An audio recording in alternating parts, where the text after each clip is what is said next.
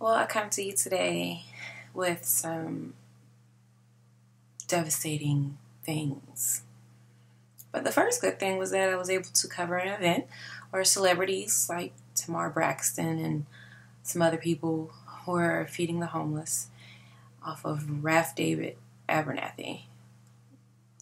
And I got great photos, and you guys will see those soon. But once I got outside of the location is where life could have been taken. I was walking back to my truck. I passed a couple people. I remember seeing a woman in her truck. I remember seeing two boys, one who had on a blue sweatsuit and one who had a red sweatsuit. And I had my cameras on me. That's what us photographers do. We wear our cameras. I had my cameras on me, and my windows are tinted so I could see their reflections, and they attacked me. Right? Like, wow. They attacked me for my cameras. They pulled me down the hill, and I just screamed as loud as I possibly could, screaming for help. It's amazing how long you feel you're screaming and no one ever really comes. And they just wanted my cameras. I didn't let go. Though there was a lady on top of the roof who was at a restaurant, and she screamed for her manager, and the manager came, and they fled the scene. I couldn't see anything. The only thing I could see was them running across the parking lot, and then probably running up a back alley. I don't know. But the only thing I could think of is that I could possibly die. I could have died today. And it was tragic. As the red boy, the guy who had the red sweatsuit, was pulling my camera, the one in the blue, I guess he was watch out, I don't know,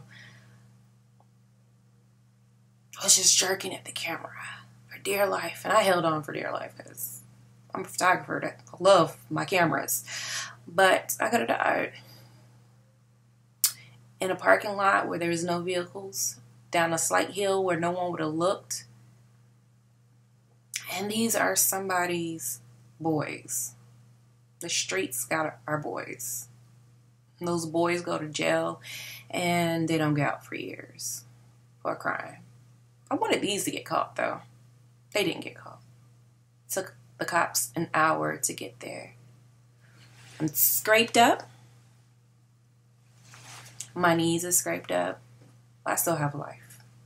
Though my problem is that I'm a mother of a boy, and I don't want him to ever get caught up in a situation like this, where they don't value life, they don't value people and their belongings, and they think that it is an okay situation to mug somebody. I know that the Michael Brown thing just happened, the Trayvon Martins. But then you got the boys that like this type of life.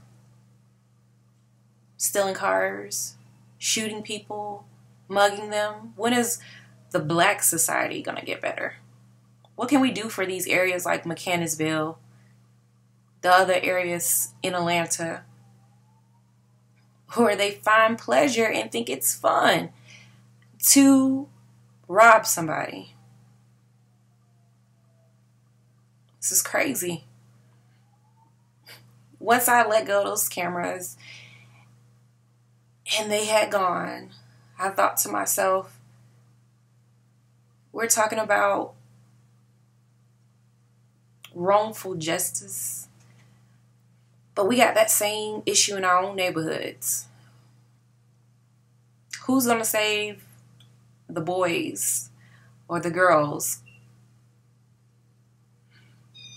that are getting attacked or attacking other people?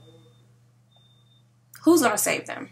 What can we do So this doesn't happen to somebody else. This is the day before Thanksgiving.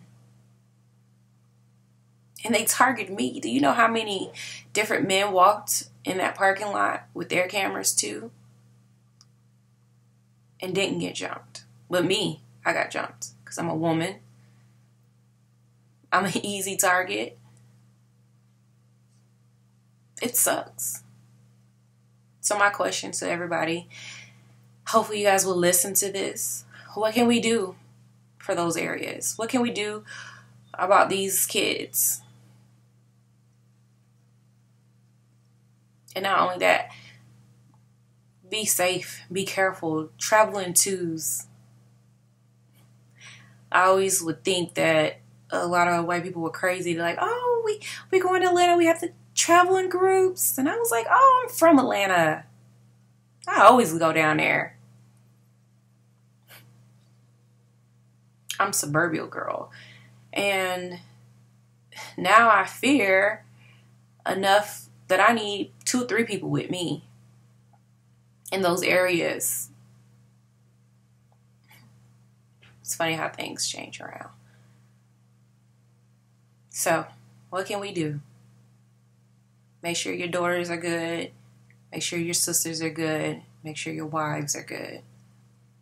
Because you never know when you can get mugged.